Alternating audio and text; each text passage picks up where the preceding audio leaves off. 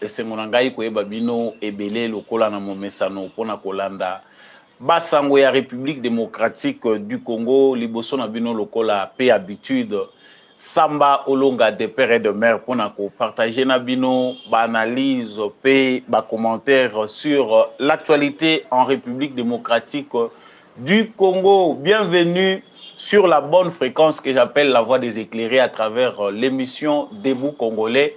Si vous êtes déjà en ligne pour nous suivre, boyebi ba geste facile au tout ça la capona ko soutenir émission na biso, c'est-à-dire au liker, au partager émission OYOP, au s'abonner ceux qui osent nous abonner te ba commentaire ezali facultatif pour na koyebisa biso depuis wapi yo zali kolanda biso à travers République démocratique du Congo et à travers le monde. Quelles sont vos impressions par rapport à notre actualité? Vous êtes les bienvenus sur GCAM Télévision. Mbote na bino nyonso bozali kolanda biso mokili mobimba. Esengo na ngai lokola momesano koyeba bino ebele bo partager déjà émission na bino. Samba Olonga za en direct comme d'habitude pona bino pona ko partager basango elongo na bino.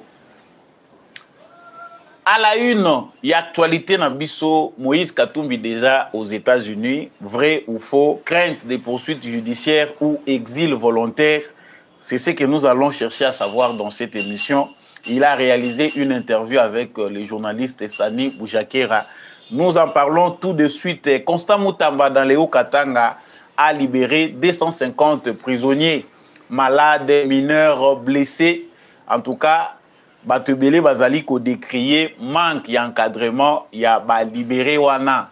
Balobi que Ebele Bazali ko zala libéré mais encadrement ezali penzate. Nous allons passer du côté de Katanga na Haut Katanga pour na kolobela likambo yesengeli petoye ba ete ba évêque catholique Floribert Muteba ya côté wana na batu ya Senko ya kwa wana ya Haut Katanga bango pe bazalaki na audience populaire oyo ministre accordaki na ba justiciable nyonso bazali ko craindre do ba dossier na bango ezali bloqué na justice bango batali si ete bazali na terrain na bango to pe lopango na bango ezali spolié mais ya mibale bango batali si pe crainte na bango pona ba poursuite judiciaire o ekoki kolanda Moïse Katumbi balingi te vraiment ke ba arrêter elan na ye muto azali ko vrai pour la charité, pour le bien-être, il y a société où il y a zali ko appartenir et balingi pendate que Moïse Katumbi a Simbama. Tokolobe lango na 4e émission oyo. Tokolobe l'arrestation ya Patrick Lokala.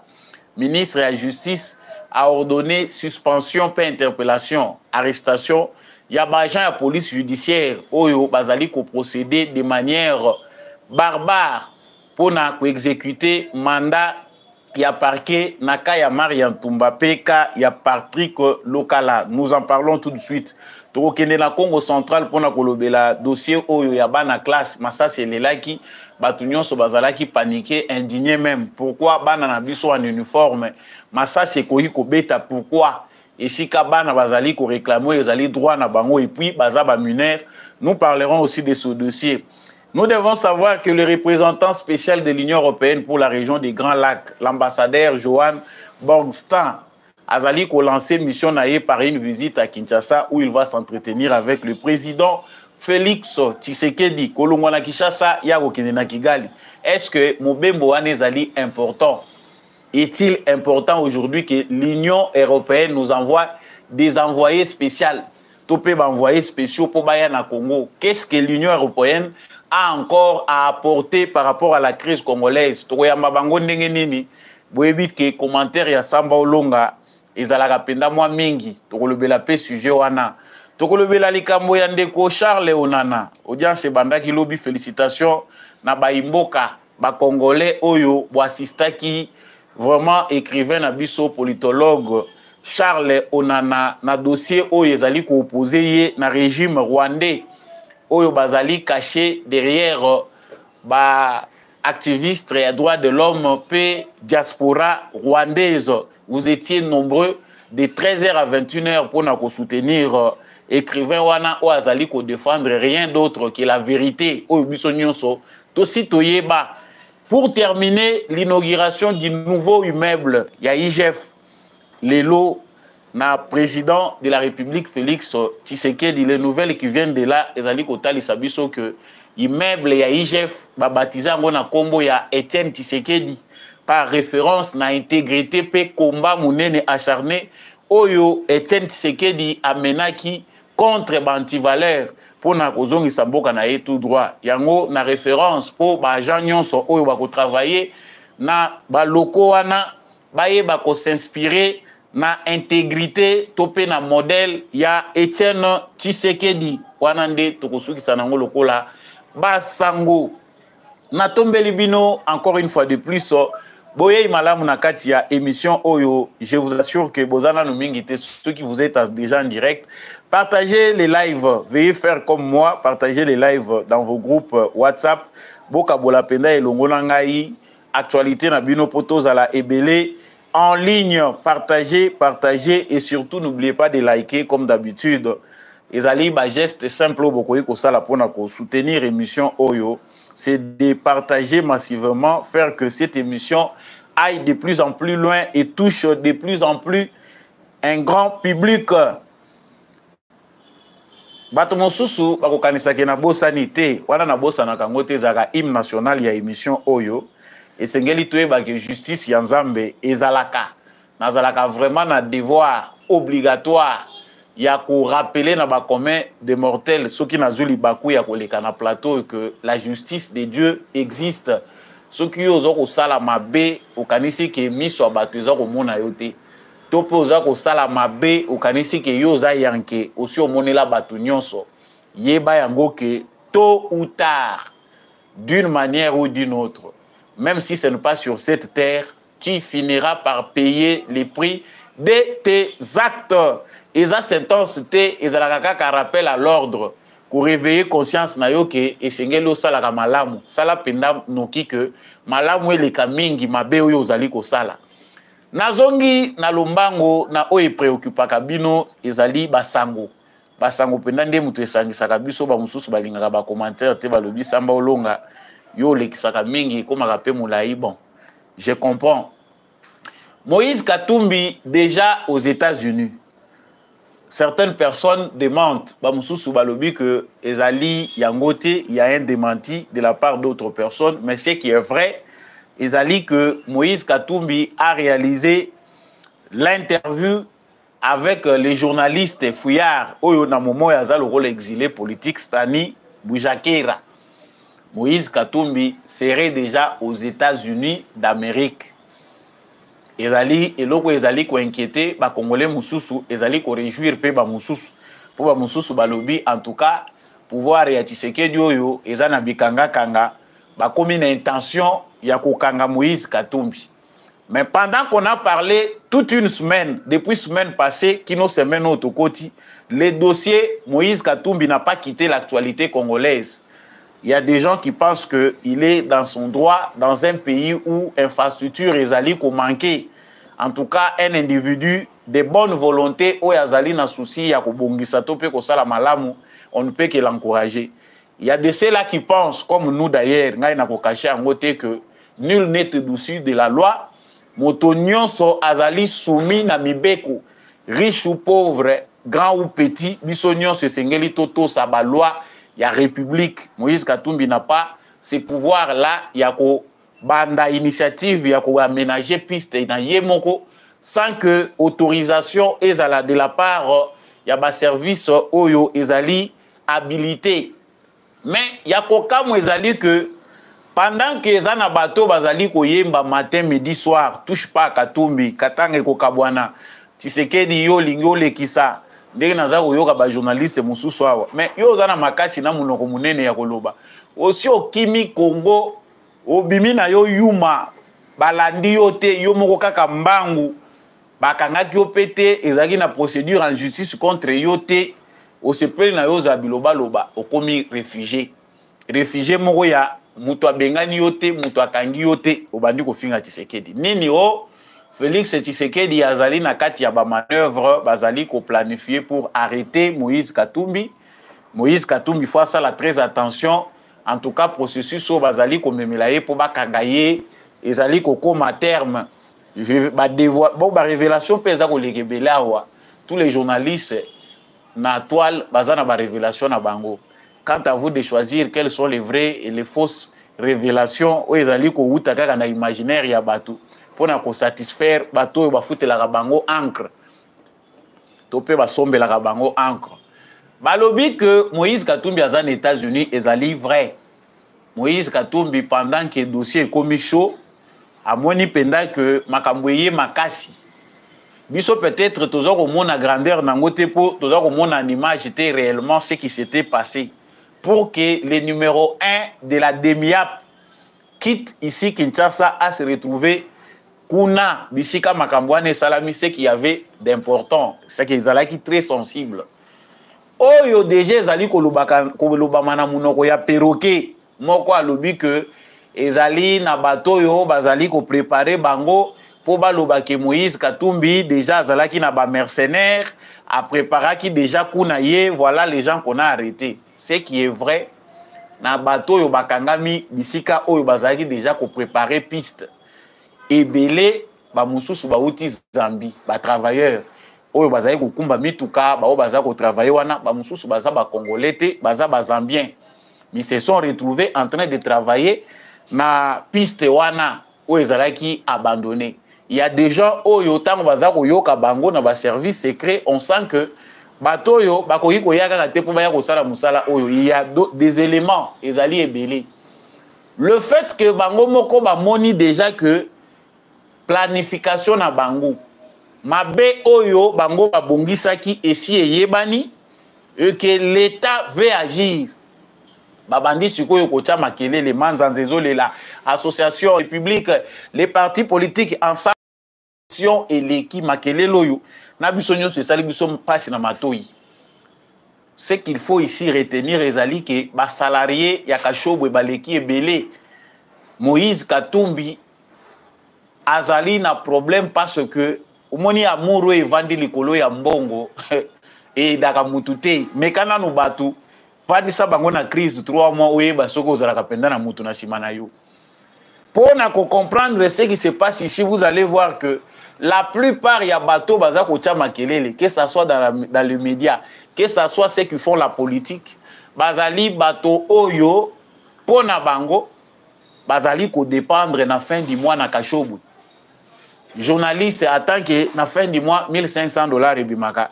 Yango toza ko futela ndako kuna pe l'essentiel bana babeta kaka 1000 tours na toilette. On sait que ça la vie j'ai déjà réussi. Soki bana kaka baza ko zwana bango moi eloko akolia oza pe ko futela bango pour 1500 déjà salaire. La plupart des journalistes ils sont dans ça. Mais Moïse Katumbi azali kokima ba crainte, azali na crainte ya ba poursuite judiciaire. To azali ko s'exiler ndenge méthode na ezalaka. Et là wali bosse sengeli to yeba ke ezali coïncidence ou bien bazako kosele makambo. Na tour ya Joseph Kabila, Moïse Katumbi ba poursuivra qui est likambo ya ba mercenaires. Biso nyonso yo to kotelaki Moïse Katumbi tolobi ke non ezali yango te.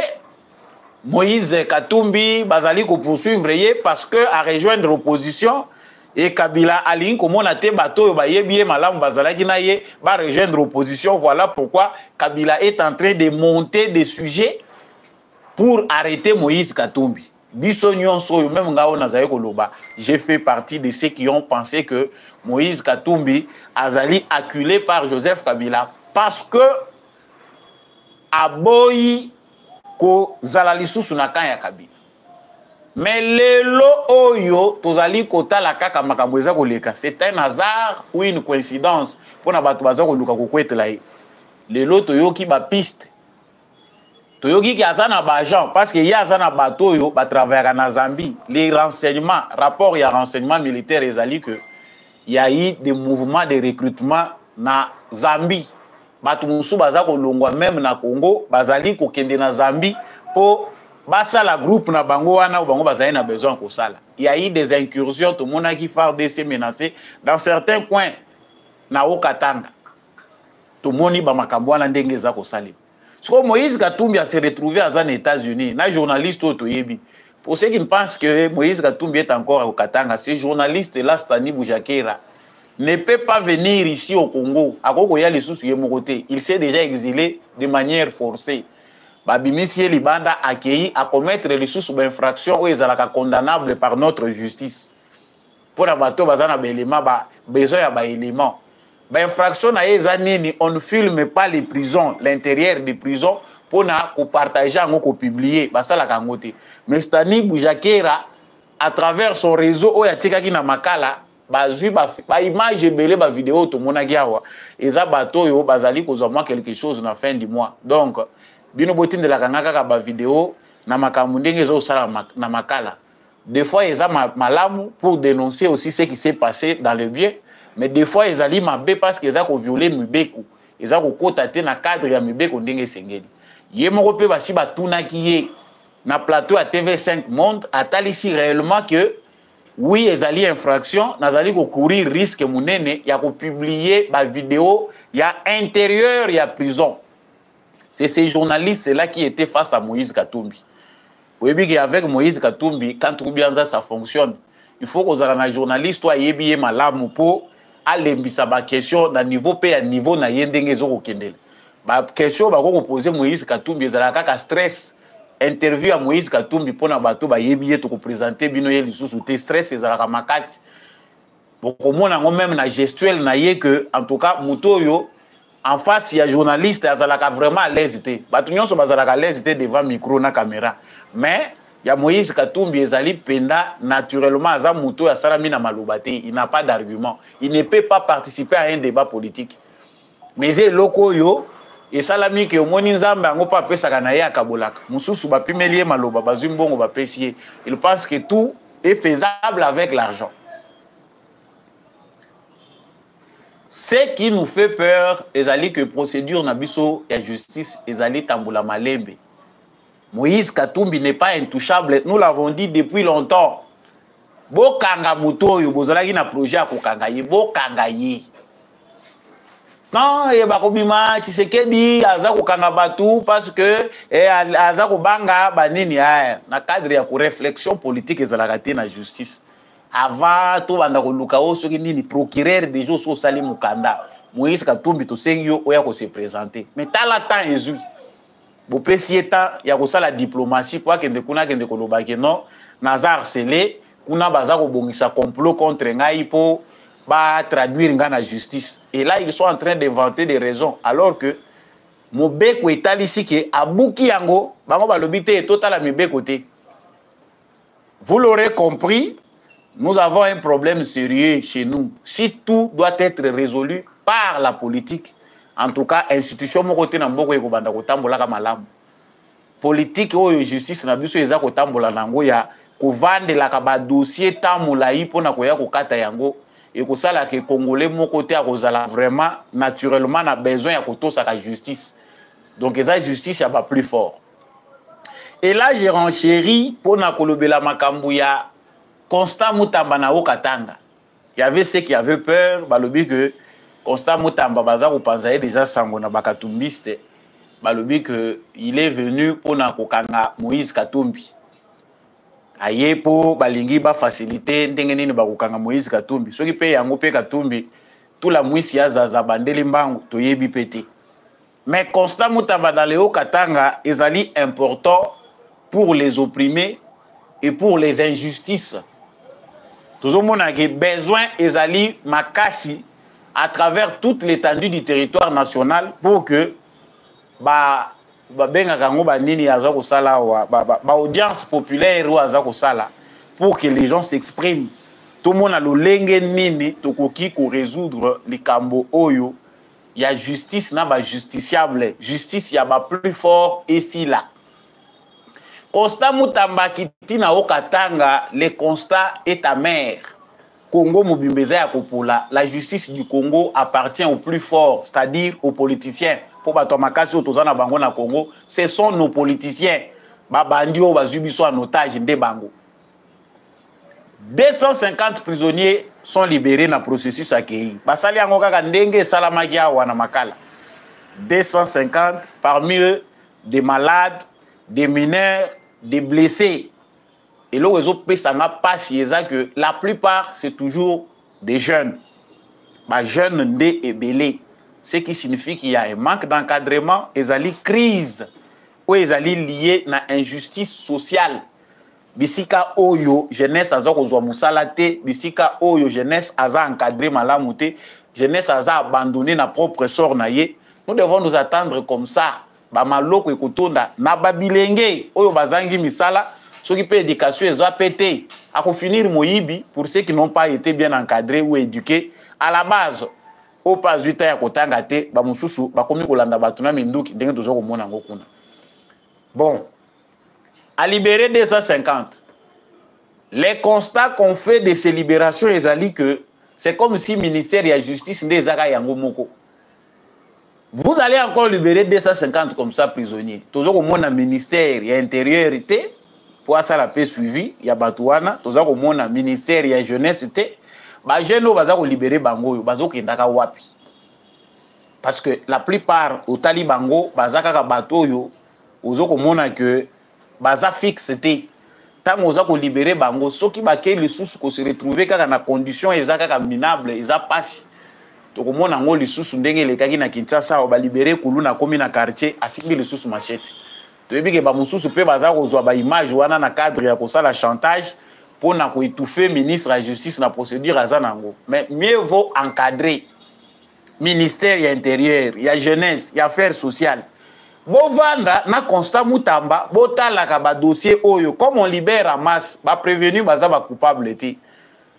Et comme il aura la prison ya ba prévenu. Mais otali bato ango na eta baza, otali mutu na ba pota na makolo eta na ye bobomba kie na prison bozo zela kufa. Humanisme eza ata mukete, mais bato biso toza ko zela ke batonda na prison, banda to banda nanu bakoka pe 30 te.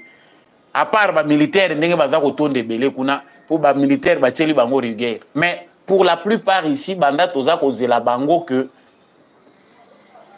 batonda na ba prison bango baza makasi koleka biso procédure ya bango soki balingi bakanga bango awa tala mulai lokola bayebi ba défaillance ya système judiciaire na biso bayebi défaillance ya politique ya mboka na biso bayebi ke ba loi ezali ko protéger bango tala kafumba na ba immunité. Un simple kuluna pour l'arrêter, on l'arrête le matin, il est en prison déjà le soir. Le temps base la soka ko samba soka ibaki ya solo toté mais kanga politicien au moins la procédure ndenge ko bimamula yao. Ça encore c'est du travail à faire. Mais ce qui a encore attiré notre attention, ezali plaidoirie ya Floribert Muteba na batwa Senko ya Okatanga kuna bango baza kolela auprès ya ministre ya justice pona likambo ya spoliation ya baterrain na bango moko ya baterrain na bango eza spolié bango balingi que ministre a s'impliquer pour que bamona clair na dossier wana. Le deuxième dossier ezali procès au toza ko benga intention bango pe bakoti na rythme ya basalarié balobi bango bazali ko s'insurger contre ba manœuvre ezali ko tenter ya ko poursuivre Moïse Katumbi alors qu'aza bienfaiteur population ya Katanga bazali na besoin munene en termes d'infrastructure ba hôpitaux ba soins de santé eza ebele bazali abandonné na triste sort na bango mais Moïse Katumbi aza moto yo asala ka bolamu pona bato bakoki ko kanga yete pona ba acte na ye ya malamu azali ko poser en tout cas ezali ko créer frustration pe division na kati ya population surtout na temps oyo tozali plaidoirie na bango eza mulai yango bango ba traduire na ministre ya justice wa akota pe likambo ya Moïse Katumbi pasi oyo biso toza komona bandeko na ngai ezali lié na pauvreté la mendicité même na bato bazali na lipa ya kozwa ba trouver que en politique vous pouvez faire la politique active ou faire aussi la politique ya caisse ya résonance yango zo mona que na basango na population ba pasteur baza obligé bazala ba mukala ndenge ba benga kangwa na lingala ya ba politicien pour avoir quelque chose. Tout ça c'est le résultat du salaire ya Kashobwe. Moïse Katumbi a les mains faciles pour la corruption ayebi ki retour ezala ka batwana baza lié en quelque sorte pas nanga baza ko dépendre pas nangai.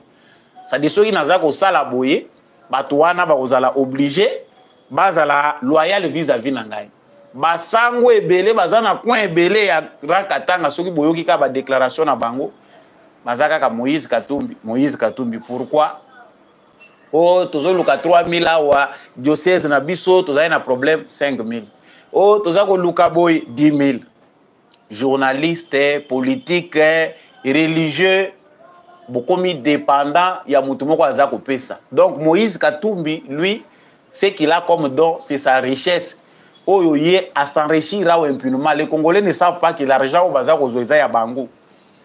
J'ai réfléchi ce matin à l'obi Koko Nyangi azalaki na raison. Les autres sont en train de le faire na cadre ya ko escroquer. Mais sans savoir que vous êtes aussi liés. Mbongo oyo zolia wana eza ko kotisa yo kaka na mafia directement ou indirectement. Koko Nyangi alobaki que moni mbongo ya Katumbi eza mbongo ya escroquerie. Il a trompé tout le monde. Il faut bo escroquer pe mutuana a souhait, bo épuiser ye. Et c'est ce qu'on est en train de voir. Moïse Katumbi est entouré des avocats, aza entouré na ba spécialiste ndenge na ndenge. Mais baza incapable ya orienter ye. Na lolenge sengeli pour éviter makambo ekoyi kosukela ye mabe. So toza ko lobawa bato mayele baza pembeni na ye baza ko luka ko inventer ndenge nini bakoyi ko loba dans les droits que Moïse Katumbi aza na raison baza ko koka yango te. Tala musala ya basango na biso. Est-ce que sango ya solo o ya tangi ba ne otoyebi po okoma pasteur eza facile. Eza facile ko koma pasteur mais ko koma sango procédure église catholique acha ngakutu quelque part na mona ka que ezalaki pe bien que même na ba église à réveil ko instituer pe système wana po eza malamu mutu aza ko tangisa bato aza ko prêcher bato azala bien instruit. Mais logique oyo tomoni batangi logique philosophie ba cours ezebele poko masango so za intelligente okoko za la sango te. Mais mayele wana nyonso démarche wana cartésienne oyo tomonaka ba catholique baza nango ekei nango lelo ebongwani na buzoba lorsqu'il s'agit du dossier Katumbi. L'infraction est individuelle. A-t-il commis l'infraction ou pas? Mais qu'est-ce qui fait que yo sango oyebi logique oyebi qu'il faut qu'on respecte ba loi ya république? Moutou doit répondre individuellement de son infraction ou il doit répondre collectivement de son infraction. Voilà comment nous sommes tous tombés dans l'abrutissement parce que les politiciens congolais n'ont pas voulu que les Congolais apprennent. Nous sommes en démocratie, mais les gens pensent que ceux qui Moutou Azali poursuivi la justice, poursuite n'a pas commis collective. Il faut bisognoso, le rôle à tolingi, to comme abatunaye. Et ça dégénère, même bao baza na union sacrée. A détourner balingi bachaye maboko oyoki bato village batelemi. Nous ressortissants de mais banoma qui sans vous consulter. Quand lui a décidé de faire la politique, est-ce qu'il avait consulté ba prêtre a consulté qui bato akashobo et toi consulté qui bato na l'espace Grand Katanga. Il a passé tout ce temps là où il était là. Sokazaki bien fait, il devait le faire pendant 8 ans d'exercice avec les moyens de l'État. En tant que gouverneur, Rosana Mbongo et Belé, il y a qu'à réhabiliter toutes les pistes, ils en avaient les moyens. Et il n'a pas coûté des milliards. Les millions produits au Katanga pouvaient faire ça. Mais tala Mouyibi Ndenga Zalak. Au bout qui n'a Mbongo à l'État, au Yibi au s'enrichir, après aux Zonga Logo la bienfaiteur. Pour voir que la bateau yo opprimé, ba miette, ba comme on a yo Logo la sauver. Chers Katangais, pas tous les Katangais, mais chers Katangais qui vous laissez berner par cette aventure, sachez que vous êtes manipulés pour rien. Marchez pour les pains, ce qui est mati. Marchez que biso ba jeune tozo ko mona to futa mamala muté na ba entreprise où ils ont s'installer awa. Botambo la pona ba droit na bino. Mais les gens se trouvent dans la mobilisation pour défendre un individu qui fait partie des criminels financiers Yamboka. Oyo ignorance ya modèle nini oyo peuple nini loba mwana mobali moko peuple nini oyo. Ça fait très mal, mais vous aurez compris que ezali des démarches munene esengeli totambola nango. Si Moïse Katumbi pense qu'il est dans les droits, azonga azala na courage à affronter justice na kati ya procédure wana bakokatela ye ba amende toyebi ke pa na biso ba plus fort bazalaka komona bakomiwe peine o amende ya boye afuti yango. Politique et ça passe, et ça le maca dans le cerveau, et ça le maca quand on a moyens financiers. Vous allez corrompre, mais à un moment vous serez soumis à un débat. L'arrestation de M. Patrick Lokala, ministre de la Justice, a ordonné suspension, interpellation, puis arrestation de l'agent de la police judiciaire au procédé qui n'a qu'au.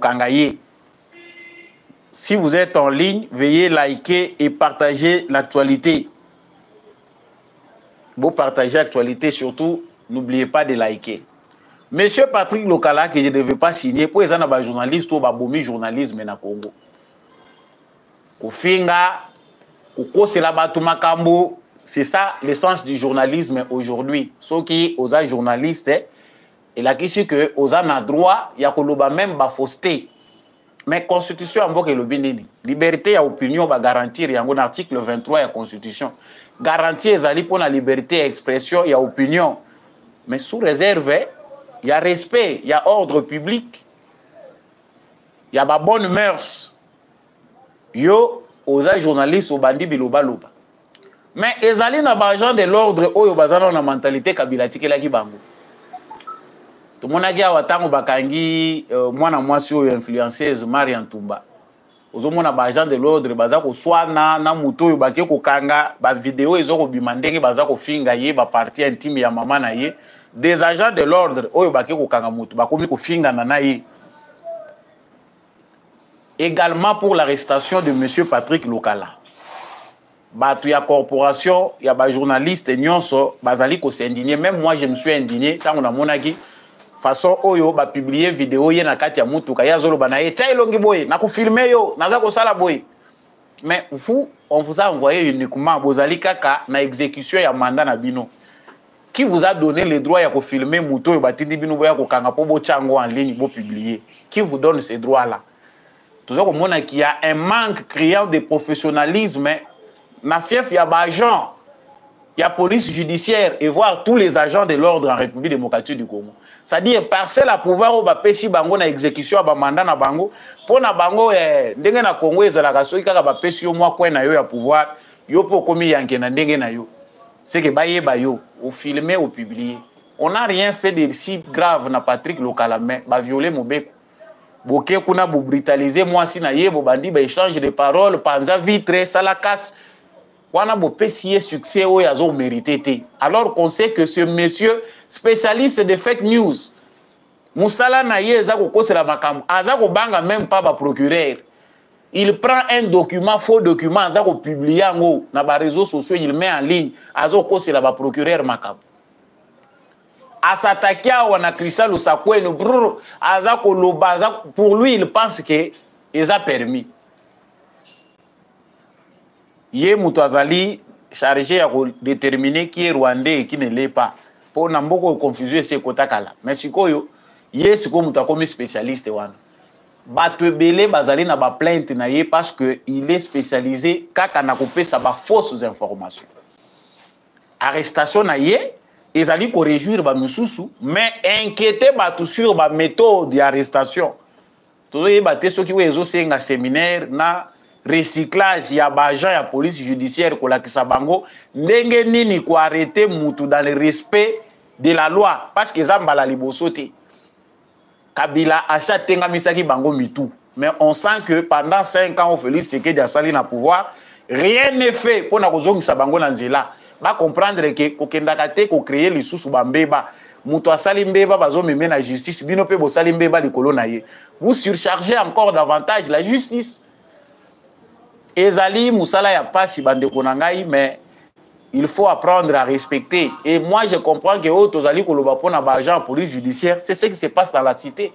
La plupart de nos policiers ne savent pas comment respecter un citoyen en temps normal. Donc le là y a la tenu pona yé et la kisi que j'ai le droit tout m'est permis. Même bisika ko engager brutalité te abandi ko bendo na bilamba katio bilamba pona yé il pense qu'il est dans les droits.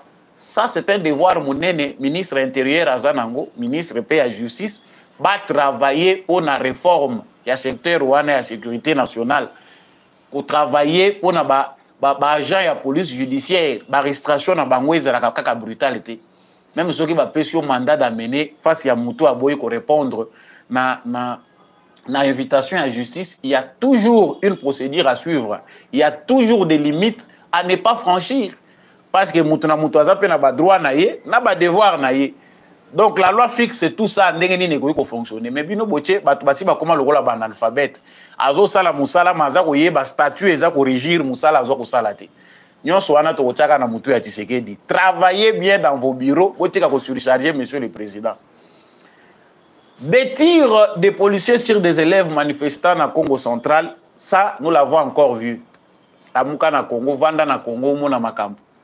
Na Congo, ezaka chaque jour l'eau nango ya ba problème. Ba sujet likolo ya ba sujet.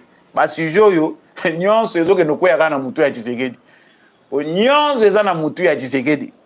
Vous permettre une parenthèse juste pour rire. Ndeko moko azo faire réfléchir biso à lobby mais on ne comprend pas si le pays pour fonctionner, il faut toujours Tshisekedi à la présence. Talaka mboka mobimba soki président s'est déplacé, on dirait point mort. On dirait ben institution mboka wana nyonso etekali etelemi ezozilaka présidence à la wana sur place. Ozo sentir que vie des alliés. C'est comme si et le ministre et le gouvernement, ceux qui président zate, on sent vraiment que tout s'arrête. On dirait bango nyonso na ba bureau na bango bazilaka kaka so président ya zongi nde bango pe bakomi ko fonctionner moment moko. Ba mususu kutu baza ko faufiler obligé qu'il faut pas voyager na nzela moko po ba ya kozonga na mokonzi. C'est juste un constat. Bino pe beaucoup réfléchir nango. Mais ba policier moko en tenue civile ba mususu na ba tenue na bango ba s'en prendre na bana ya classe ba mineur. Bana bazali ko revendiquer na Congo central ba lobi que toza kotanga te pona nini. Tshisekedi pe asa memangambu soko so prêta serment ndimi kozala président. Il y a pays nini te mais la République démocratique du Congo ni manyonso.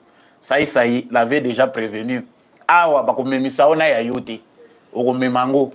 Fiston Saï avait raison sur ce point-là et je pense que le président de la République les constate lui-même. Ata oyo ezali na responsabilité na yote lokolo za président nyonso ekomi yo. Bana baza ko revendiquer, ils sont dans les droits, ce sont des enfants. Manipulés ou pas, mais ils sont dans les droits parce que bazana besoin ya kotanga.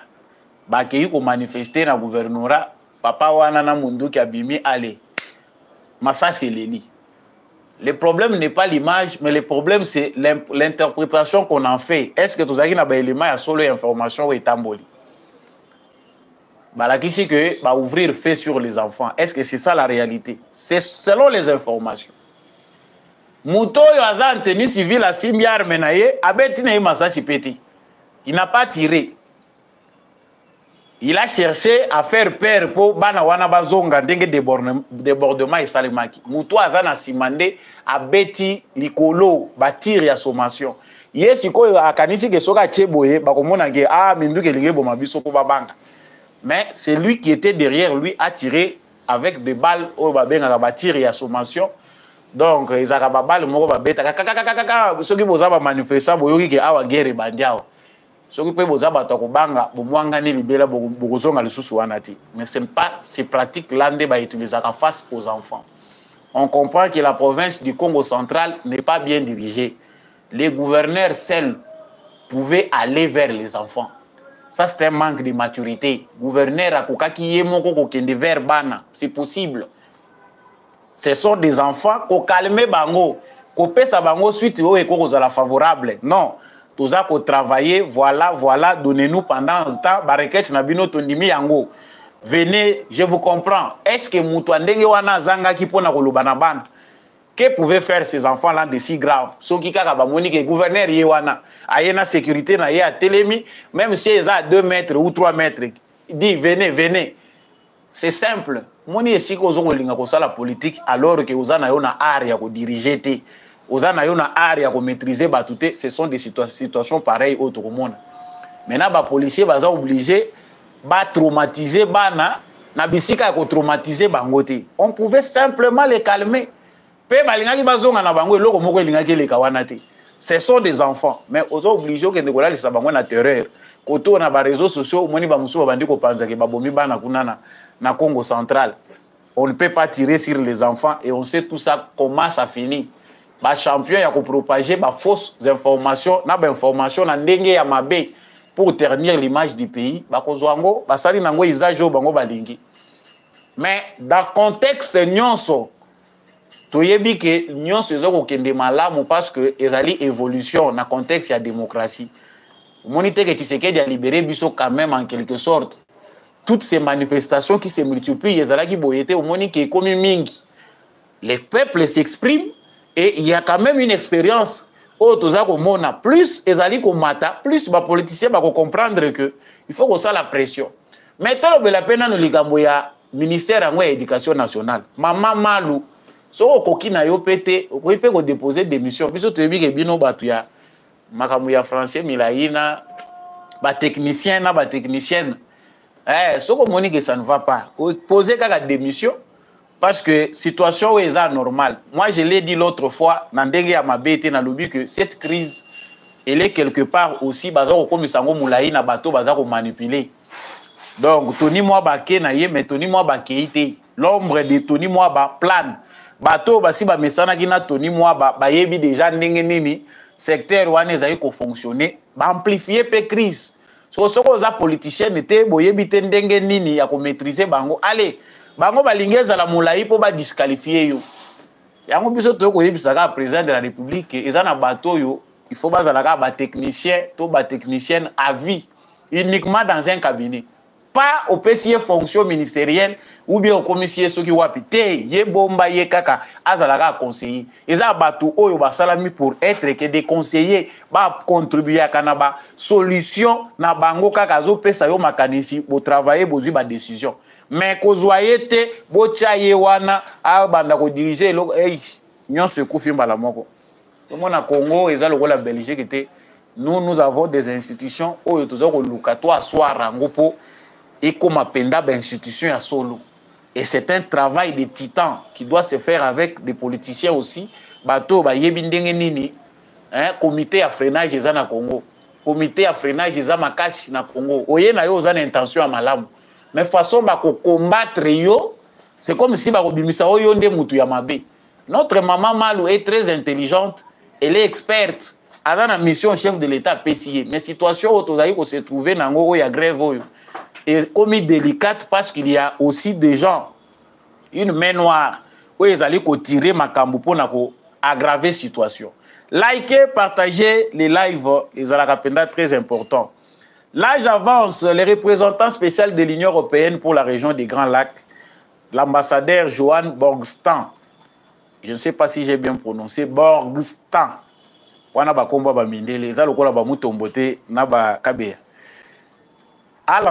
va lancer sa mission par une visite à Kinshasa où il va s'entretenir avec le président Félix Tshisekedi sur la situation à l'Est et puis à Okendepe na Kigali pour ça l'andenge moko na Kagame.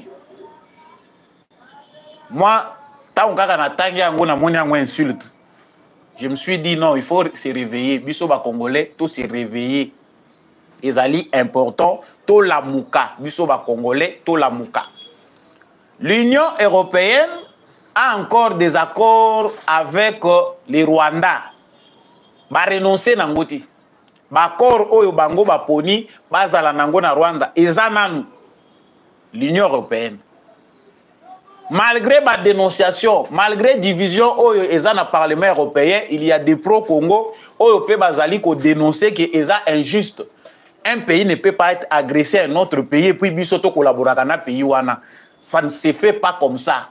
Eza na ba député oyo ba komi na conscience wana ya kozwa pe cause ya Congo sur le plan européen. Mais l'Union européenne en général baza ko changer politique na bango te vis-à-vis à Congo. Ils sont encore avec les Rwandais, comme la France continue encore à bercer les Rwandais. Ce que représentant spécial de l'Union européenne dans la région de Grand Lac, à Congo. C'est vrai que pour Félix Tshisekedi, la diplomatie, il va échanger, mais nous pensons que c'était un passe-temps. Ezali passe-temps, bango pona bango basi ba yebi déjà qu'avec Tshisekedi, baza ko lekisela ye tango. Ba lekisaka na bango tango ndenge baza ko lekisa. Mais pour nous, Congolais, nous devons nous énerver. Il faut que na Congo. Nous n'avons plus besoin de recevoir des Européens comme ils ne respectent pas. Drame ya Congo, ils allaient bien pour na bango trouver qu'il faut biso ba Congolais. Je pense que, chers Congolais, il faut se mobiliser. L'Union européenne n'apporte absolument rien en dehors des aides. Ba aide oyo bango baza ko pesa biso oyo. Yango pe naza ko lobela likambo ya ba aide oyo. que représente l'aide européenne par rapport à la République démocratique du Congo? Vous verrez que les mais gestion na biso. Crise, il y a gestion na mboka na biso ndezo ko continuer ko garder biso na basinga ya bato. Si on est sérieux, avec la vision qu'a Félix Tshisekedi, nous pouvons planifier que jusque même après Tshisekedi, 10 ans après, Tolingi qu'on recevoir les sous soit à 5 millions de coûts dans l'Union européenne et ça sera faisable. Ba secteur oyo bango bazako yela biso bambongo oyo 30 millions à l'Union européenne, 20 millions. Ça représente quoi par rapport au détournement oyo ezako sale makana kati ya ba institution na biso. Nous les voulons. Monsieur l'ambassadeur Johan Borgstan, vous n'êtes pas les bienvenus chez nous au Congo. Tant que l'Union européenne continuera à bercer les Rwandais, nous pensons qu'il n'y a pas de dialogue entre nous et vous. Vous soutenez des criminels, vous soutenez des agresseurs. Et là, Ezaka Pouboya ko distraire Tshisekedi, vous venez, il dit non, vous allez au Rwanda. Après, vous allez faire un communiqué, dire voilà, j'ai été avec le président Tshisekedi, j'étais aussi avec le président du Rwanda. Nous pensons que ça va aller. Hypocrisie. Et là, félicitations encore à nos frères et sœurs. Nabande Konabiso Nyonsoyo, vous accompagnez qui Charles Onana. Vous l'avez fait encore aujourd'hui, vous continuez à le faire. La salle d'audience était pleine hier, aujourd'hui encore. Lobby de 13h à 21h. Lors il y a procès à Charles Onana. Les Congolais bazalaki ébélé. Bozalaki ébélé, tozalaki ébélé. Même si nous ne sommes pas là. Bozalaki ébélé pour la vérité. Charles Onana est poursuivi parce qu'il dit la vérité. Il n'est pas négationniste. À nier que génocide de Salemaki. Mais ce n'est pas un génocide de Tutsis. Les Tutsis sont des manipulateurs. Ils ont planification moro macabre, ils ont planification moro yamabe, basalaki, pour avantager groupe ethnique moro boye, ba imposer bango pour déstabiliser toute l'Afrique centrale. Aujourd'hui que la vérité est connue, biso nyonso tosi toyebi que o esalamaki na Rwanda ezalaki nde pona ko déstabiliser pe Congo, ko vandisa batutsi na pouvoir, déstabiliser le Congo, balkaniser le Congo, piller le Congo sous une autre forme. Mais parce que cet écrivain-là a osé le dire à haute voix dans son livre, il a obligé de traduire la justice. Chers Congolais, c'est le temps pour nous de nous lever. Lobbying, les Tutsis, mais ils ont eu une avance sur nous parce que les complots internationaux avaient voulu cela. Dans ma petite organisation na Bango, ils fonctionnent comme des agents de renseignement. Chers Congolais, partout où vous êtes, soyez aussi comme des agents de services de renseignement. Faites ça dans l'ordre. Lobbying peut tous en besoin biso ba Congolais, tout ça l'appelle lobby na biso oyo koki ko permettre que mboka ait avancé. Lobbying pour le développement, pour l'économie. Mais boko sangana kaka mo organisation bandika ka lelo kuwele la makonzi oyo ekosi ekoti na Baden. Kowele la kaka bokonzi o yete biso tolingi te boy kaka na moi démarche ya muke boko banda pro ba organisation ba congolais kendaka musika te pona nini ta na lobaka bomona ndeko mo abengi nga okita disa yo za na poto te makambo ngozo yebango wapi mais ekokoma kaka toza ba congolais tango boza kotonga na bozo yebisa biso to yebi tout ce qui se passe là-bas. Les Congolais ne sont pas capables de se réunir, de s'organiser autour d'un problème et puis atteindre l'objectif. Tout c'est dans les chaos. Bozo pe maturité bandeko na biso bo ede mboka ekende liboso. C'est tout ici au toza ko lobela awa oyo bakangami na Kagame baza plus fort que nous en quoi. Mais c'est seulement parce qu'ils savent ce qu'ils veulent. Baza objectif na bango balingi pouvoir. À tes yeux bango 30 ans, ils sont organisés pour atteindre la cible, arriver na objectif na bango. Mais nous ne sommes pas dans ça. Biso tolingi solitaire. Ngai baye bakaka ngai nde mutu na salaka. Yango bozo mona bango bazo continuer ko benda biso temps. Mais si nous sommes organisés, diaspora congolaise en Europe, na ba pays nyonso bozali, na Amérique, bolobi cette fois-ci, lettré ou pas lettré, biso nyonso na likambo. Soke yindi biso nyonso tobimi. Soke yindi biso nyonso, vous constituez une force, mais par manque d'unité et d'amour. Bosala na bino eloko moko te kaka Tshisekedi azo sala boy Tshisekedi bino bovandi na poto ya solo wana penda bozomona makambo ndenge mukili yango ezokende. Vous pensez que le problème c'est Félix Tshisekedi? Le problème c'est nous-mêmes, nous. Toza blocage biso moko po makambo eza ko avancer te, c'est à cause de nous.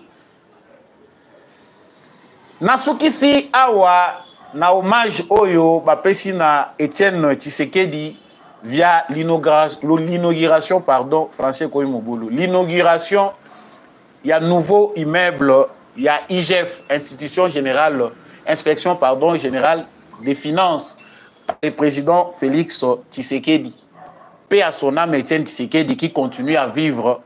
Ezandenge wana mutuana zalaki grand. Gilles Alingeti a décidé que les bâtiments yena batuna bango kuna oyo baza ya IGF ba décidé que bâtiment wana ya IGF oyo ezalaki IGF toyebaka ngo lisusu te zamba moko ezalaka kuna mais tout moni que il y a eu quand même un grand travail qui s'est fait avec Gilles Alingeti bien sûr na Paul. Parce que si le contrôleur n'est pas contrôlé, muyibi moko pe koko se développer wana. Tous ça banzambete, tous ça na ba faiblesse na biso. Je suis pas là pour étaler tout ce qui s'est dit sur la toile, mais ça peu important chef de l'État pour que makamwe kende malamu contrôle ezala partout. Cour des comptes, union sotomoni wana est important pas travailler en synergie. Le lot qui peut aner ekoti makambwango ba créer département ya sika. Eza chargé à kolandela makambwana pour que ba crime financier oyo est diminué. Tout le monde a de moins en moins. Congolais à finir enfin par Kozouambongo et Amboka na yépé comme il a caillé. Félicitations na président de la République, félicitations na Gilles Alingeti. Merci mingi na honoré Etienne Tshisekedi qui est l'icône de l'état des droits et de la démocratie. C'est pas toujours suffisant, il faut encore faire davantage pour les Congolais zozela eza mingi. Mais c'était déjà pas ezali très important au ekoki kozala conservé dans les générations futures. Émission Nabiso et Komina Souka. Ceux qui ont like ou like kite, kokisa yango, likez, partagez les lives, abonnez-vous si vous n'êtes pas encore abonné à cette chaîne. Merci Mingi. Nande Kombi hashtag Wazaki na caméra pe na réalisation pour cette émission Oyo Komela Bino. Maton de l'apôtre Gérard Kabeyachovo. Merci Mingi na Jean-Louis Timbalanga, l'homme de la vérité des urnes. Merci à Papa Maurice Kikangala depuis l'Irlande. Merci à Papa Michel Lumakaso, Papa Boniface Mpunga, Monsieur le maire. Merci beaucoup à Papa Freddy Ngwama, Papa Paulin Chika, Maman Bilibilonda, Maman Lisette Mombendu, Maman Anima Samba. Batouana Natanga Kabasala Kasamba Olunga Malamu. Ezali pour être émission Oyo. Encourage Kangai pour que mission Oyo Kendaka toujours liboso. Merci Nabinope, ba héros dans l'ombre Oyo Bosala Kaki, émission Oyo. Et continuer toujours qu'on réveille les Congolais, on reste ensemble et debout. C'est dans l'unité et dans l'amour que nous allons reconstruire notre très cher beau pays. Je vous dis au revoir, Tokutani prochainement, na émission Moussous.